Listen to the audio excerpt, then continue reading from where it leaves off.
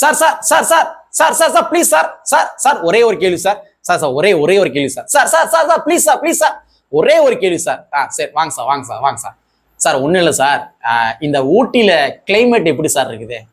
ரொம்ப அருமையா இருக்கா சார்? இவ்வளோ பெரிய கேள்விக்கு நீ ஈஸியா பதில் சொல்லிட்டீங்க சார், ரொம்ப நன்றி சார். நான் கூட நீங்க ஏதாச்சும் பதில் சொல்ல திணறுவீங்கன்னு நினைச்சேன். பரவாயில்ல, ஒரு கஷ்டமான கேள்வி கேட்டேன், அழகா பதில் சொல்லிட்டீங்க சார். ரொம்ப ஈஸியா பதில் சொல்லிட்டீங்க சார். சரி சார், சரி சார், ரொம்ப நன்றி சார், ரொம்ப நன்றி சார். சரி சார், சரி, thank you sir, thank you sir, thank you sir. இந்த மாதிரிதாங்க, இந்த மாதிரிதான் கடந்த 5 வருடமாக திமுகவுடைய கொத்தடிமை பத்திரிகையாளர்கள் இருப்பாங்க தெரியுமா, இவங்க இந்த மாதிரிதான் கேள்விகள் கேட்டுக்கிட்டு இருந்தாங்க. அதாவது ஊட்டியில கிளைமேட் எப்படி இருக்குது, அதே மாதிரி நீங்க என்ன சாப்பாடு சாப்பிடுவீங்க, வெஜ்ஜா நான்வெஜ்ஜா, என்ன புக்கு உட்காந்து படிப்பீங்க, இந்த மாதிரி ஒரு கேள்விகளை மட்டும்தான் பத்திரிகையாளர்கள் என்ற போர்வையில இருக்கின்ற திராவிட முன்னேற்ற கழகத்தினுடைய கொத்தடிமைகள் கடந்த 5 வருடங்களாக கேட்டுக்கிட்டே இருந்தாங்க. ஆனா கடந்த 5 வருடங்கள்ல திராவிட முன்னேற்ற கழகத்தினுடைய நிர்வாக சீர்கேடுகள் சம்பந்தமாக, சட்ட ஒழுங்கு சம்பந்தமாக என்னைக்காச்சும் இந்த பத்திரிகையாளர்கள் முன்னாள் முதலமைச்சர் மு.க. ஸ்டாலின் அவர்கள்ட்ட மைக்க நீட்டிருக்காங்களா? கொஞ்சம் திங்க் பண்ணி பாருங்க, என்னைக்காச்சும் நீட்டிருக்காங்களா? ஆனா இவங்க மைக்க கொண்டு போய் யார்கிட்ட நீட்டுவாங்க தெரியுமா? விடுதலை சிறுத்தைகள் கட்சியுடைய நிறுவனர் அண்ணன் திருமாவர்கள்ட்ட கொண்டு போய் மைக்க நீட்டுவாங்க. கம்யூனிஸ்ட் கட்சி இருக்காங்க இல்லையா, அவங்கள்ட்ட கொண்டு போய் மைக்க நீட்டுவாங்க.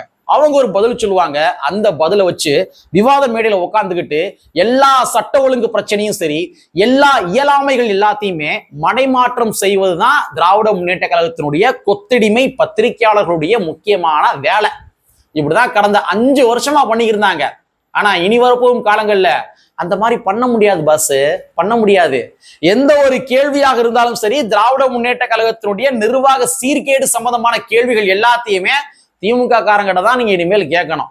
ஏன்னா அந்த மாதிரிதான் இன்னைக்கு என்ன பண்ணிருக்காங்கன்னா, பழக்க தோஷத்துல அண்ணன் திருமாவர்கள்ட்ட கொண்டு போய் மைக்க நீட்டி இருக்கிறாங்க. மைக்க நீட்டி என்ன பண்ணிருக்காங்கன்னா, இவங்க தாவேக்கா இருக்காங்க இல்லையா, தாவேக்கா சம்பந்தமாக ஒரு கேள்வி. தாவேக்கா திமுக மேல ஒரு முக்கியமான குற்றச்சாட்டை வச்சிருந்தாங்க. அந்த குற்றச்சாட்டு சம்பந்தமாக ஒரு கேள்வி கேட்கிறாங்க. அதுக்கு அண்ணன் திருமாவர்கள் சும்மா புடனில கொடுக்குற மாதிரி ஒரு பதில சொல்லியிருக்காரு. நச்சுன்னு சொல்லியிருக்காரு. திமுகவுடைய கொத்தடிமைகளை சும்மா பலாறு கொடுத்திருக்காரு. அந்த மேட்ரு என்ன, அதற்கு பின்னாடி இருக்கிற அரசியல் என்ன என்பதனை இந்த காணொலியில கொஞ்சம் டீடைலா பார்த்துடலாம். நண்பர்கள் அனைவருக்கும் இளம்பெரு வழுதியின் இனிய வணக்கம். நாங்க இப்படி பார்த்துட்டோம், இனி ஜென்மத்துக்கும் எங்களால குடிய முடியாது. அதனால நாங்க சண்டை போட போறோம். ஒண்ணும் கிடையாது மக்களே.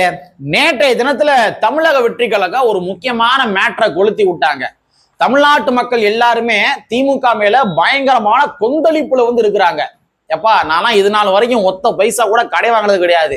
ஆனா ஏன் தலையில 1,28,000 ரூபாய் கடனா, ஐயகோ, என் புள்ள மேல 1,28,000 ரூபாய் கடனா, ஐயகோ அப்படின்ற மாதிரி தமிழ்நாட்டு மக்கள் எல்லாமே நேற்றைய தினத்துல நெஞ்ச புடிச்சுக்கிட்டு திரிகிறாங்க. இதான் நிதர்சனமான ஃபேக்ட். என்னன்னா ஒண்ணும் கிடையாதுங்க.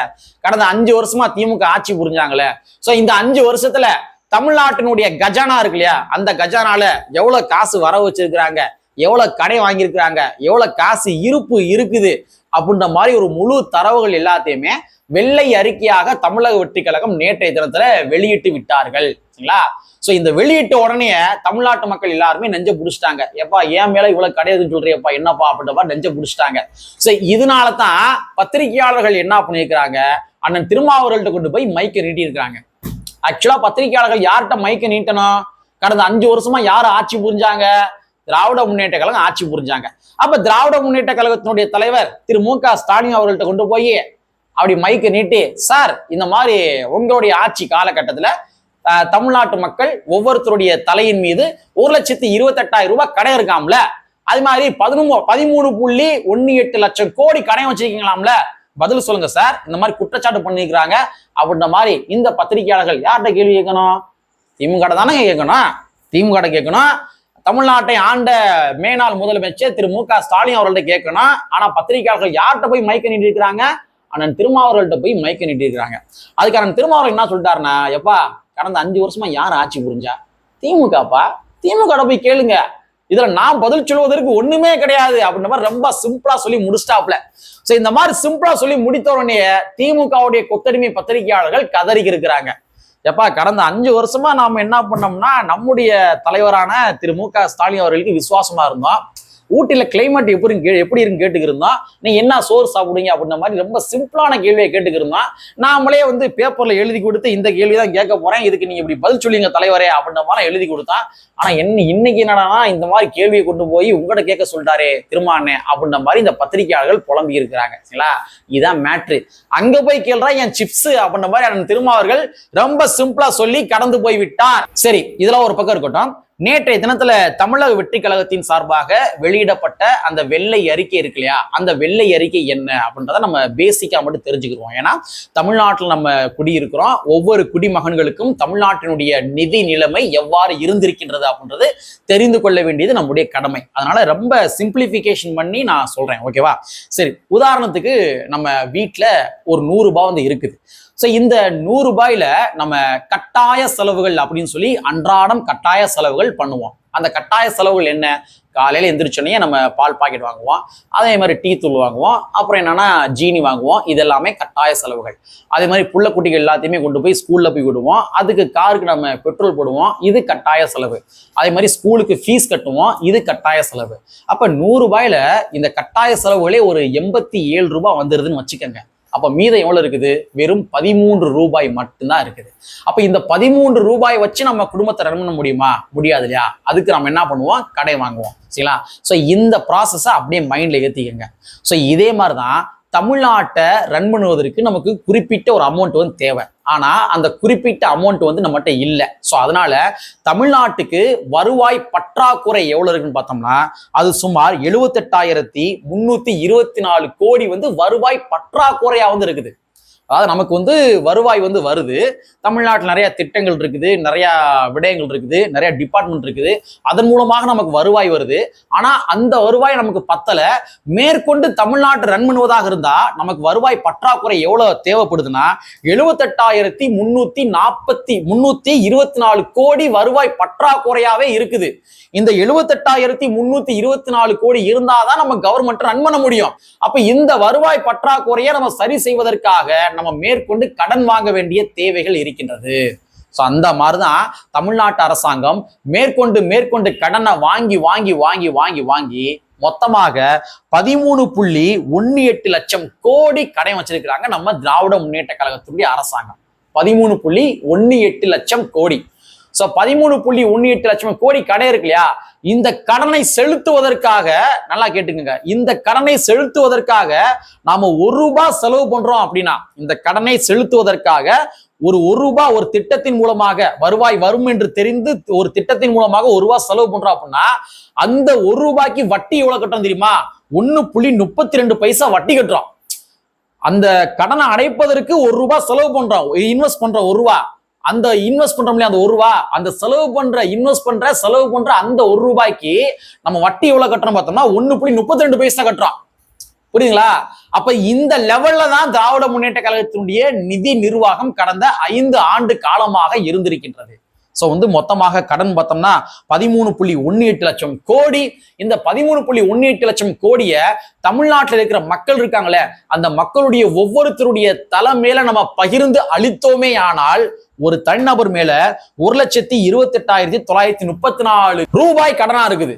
இப்போ உங்க வீட்டுல ஒரு 4 பேர் இருக்கிறீங்க அப்படின்னா அந்த 4 பேர்த்துல அப்பா மேல 1,28,000 ரூபாய் கடை இருக்குது, வீட்டுக்காரம்மா மேல 1,28,000 ரூபாய் கடை இருக்குது, 2 பிள்ளைங்க மேல 1,28,000 ரூபாய் கடை இருக்குது. சோ இந்த மாதிரிதான் தமிழ்நாட்டில் இருக்கிற ஒவ்வொரு குடிமகன் மேலையும் கூட 1,28,000 ரூபாய் கடனா வந்திருக்குது. அப்ப தமிழ்நாட்டினுடைய நிர்வாக சீர்கேடு எந்த அளவுக்கு இருக்கின்றது அப்படின்றத நீங்களே புரிஞ்சுக்கங்க. திமுகவுடைய ஆட்சி காலகட்டத்தில் எப்படி இருந்திருக்கு அப்படின்றத நீங்களே புரிஞ்சுங்க. ஸோ இது எல்லாத்தையுமே தமிழக வெற்றி கழகம் சரி செய்து விடுவார்களா அப்படின்றத நம்ம பொறுத்திருந்து பார்ப்போம். பட் இருந்தாலும் சரி செய்து விடுவார்கள் என்ற ஒரு நம்பிக்கை நமக்கு ஓரளவுக்கு இருக்குது. அதுக்கான காரணம் என்னவென்றால் ஒன்றும் கிடையாது. தேர்தலுக்கு முன்பாக நம்ம தமிழக வெற்றி கழகத்தினுடைய தலைவர் திரு ஜோசப் விஜய் அவர்கள் அன்றைய தினத்தில் ஒரு முக்கியமான விடயத்தை பதிவு பண்ணாரு. அதாவது நான் ஆட்சிக்கு வந்தேன் அப்படின்னா SST டாக்ஸ் வாங்க போவது கிடையாது அப்படின்ற மாதிரி சொன்னாரு. அது என்னப்பா SST tax? Stalin sir tax. இந்த டாக்ஸ் நான் வாங்க போவது கிடையாது, நான் எடுக்க போவது கிடையாது அப்படின்ற மாதிரி சொன்னாரு. அதான் ஒன்றும் கிடையாதுங்க. இப்போ சமீபத்தில் வந்து ஒரு பேட்டி வந்து பார்த்தேன். அதாவது தமிழ்நாட்டில் இந்த ஒப்பந்ததாரர்கள் இருப்பான் தெரியுமா, கான்ட்ராக்ட் எடுக்கக்கூடிய நபர்கள். இந்த கான்ட்ராக்ட் எடுக்கக்கூடிய நபர்கள்ட்ட பொதுப்பணித்துறை அமைச்சர் என்ன பண்ணியிருக்காருன்னா, நீங்க எங்கேயுமே கமிஷன் எடுக்கக்கூடாது அப்படின்ற மாதிரி ஒரு முக்கியமான விடயத்தை சொல்லியிருக்கிறாரு. ஸோ இதுக்கு அவங்க என்ன பதில் சொல்லியிருக்காங்க அப்படின்னா, நாங்க எந்த ஒரு கான்ட்ராக்ட் எடுத்தாலுமே எம்எல்ஏ ஃபண்டு, அதே மாதிரி சிஎம் ஃபண்டு அப்படின்ற மாதிரி ஒரு ஃபண்டை நாங்கள் கொடுத்துறோம். ஒரு ஃபண்டை கொடுத்துட்டு அதுக்கு பின்பாகத்தான் நாங்கள் மீத இருக்கிற காசை வச்சு நாங்கள் திட்டங்களை வந்து நடைமுறைப்படுத்துறோம். ஸோ அதனால நீங்க வந்து அந்த ஃபண்டை கேட்காம இருந்தீங்க அப்படின்னா நாங்க எங்களுடைய திட்டத்தை வந்து முழுமையாக தரத்தோடு நாங்கள் கொடுப்போம் அப்படின்ற மாதிரி சொல்லியிருக்காங்க. அதுக்கு நீங்க சிஎம் ஃபண்டும் தர வேணாம், எம்எல்ஏ ஃபண்டும் தர வேணாம், உங்களுக்கு நீங்க எடுக்கிற கான்ட்ராக்டை மட்டும் சரிவர பண்ணி கொடுங்க அப்படின்ற மாதிரி தமிழ்நாட்டு அரசாங்கம், இன்றைய தமிழக வெற்றிக்கழகத்துடைய அரசாங்கம் ஒரு உத்தரவாதம் கொடுத்திருக்கிறாங்க. ஸோ அப்ப இத்தனை ஆண்டு காலமாகவே எந்தெந்த கான்ட்ராக்ட் யார் யார் எடுக்கிறாங்களோ அதன் மூலமாக சிஎம் ஃபண்டு, அதே மாதிரி இங்க எம்எல்ஏ ஃபண்டு அப்படின்ற மாதிரி ஒரு ஃபண்டு போயிருக்கின்றது அப்படின்றத தமிழ்நாட்டினுடைய ஒப்பந்ததாரர்கள் இருக்காங்க இல்லையா, அவங்களே வந்து ஓப்பனா சொல்லியிருக்கிறாங்க. இந்த மாதிரி பல துறைகள்ல வந்து பல அமௌண்ட்டுகள் போயிருக்க கூடும் அப்படின்ற மாதிரி சந்தேகப்படுறாங்க. அப்ப இதெல்லாம் கண்டு உணர்ந்துதான் அன்றைய தினத்துல திரு ஜோசப் விஜய் அவர்கள் என்ன சொல்லியிருக்காருன்னா, நான் எஸ்எஸ்டி டாக்ஸ் வந்து எடுக்க போது கிடையாது அப்படின்ற மாதிரி சொல்லியிருக்காரு. ஸோ அதனால இந்த நிதி நிலைமை அவரின் மூலமாக எஸ்எஸ்டி டாக்ஸ் எடுக்காததன் மூலமாக சரி செய்யப்படும் அப்படின்றத நாமளும் கூட நம்புவோம் என்பதை கூறிக்கொண்டு, கற்பி ஒன்று சேர் புரட்சி சென்று புரட்சியாளர் அம்பேத்கருடைய வரியை கூறிக்கொண்டு நிறைவு செய்கின்றேன். நன்றி, வணக்கம்.